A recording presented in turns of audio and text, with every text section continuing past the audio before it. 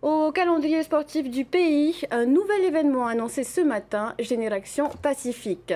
Il s'agit d'une compétition sportive entre la Polynésie, la Nouvelle-Calédonie, Wallis et Futuna. Première édition prévue du 1er au 5 avril chez nos voisins du Caillou. Les détails dans ce reportage de Nicolas Pérez. Le rugby, le volleyball et le VAA seront les trois disciplines qui articuleront l'événement Génération Pacifique. Au-delà de l'aspect sportif, Génération Pacifique doit surtout permettre de resserrer les liens entre les trois territoires français du Pacifique. L'idée, c'est également de permettre à nos jeunes générations d'apprendre à connaître l'autre, d'apprendre à découvrir ces peuples du Pacifique. Et plus largement, si on regarde toutes les nations en fait, qui sont impliquées dans les Jeux du Pacifique, on est très peu de francophones.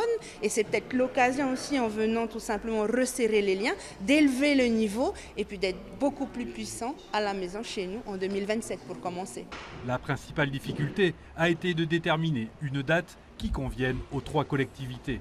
L'objectif, c'est aussi de ne pas venir télescoper l'organisation des Jeux du Pacifique et des mini-Jeux du Pacifique, ça n'aurait aucun sens. Donc en fait, on vient compléter l'Olympiade Jeux du Pacifique en venant positionner deux opérations hors territoire sur les 2 années blanches qu'on avait jusque-là entre les mini-Jeux et les Jeux. Génération Pacifique devrait permettre aux jeunes participants de gagner de l'expérience.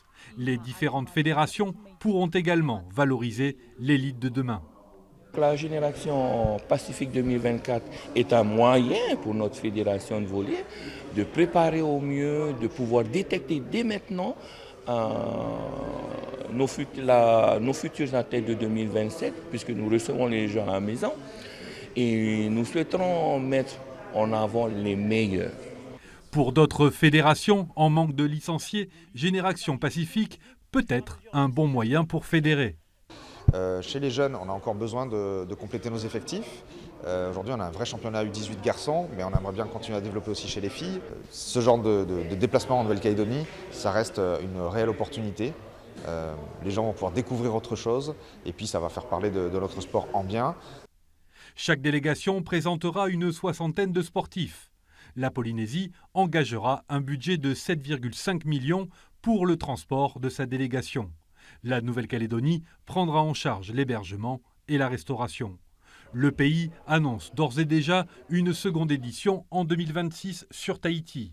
Un test grandeur nature avant les Jeux de 2027.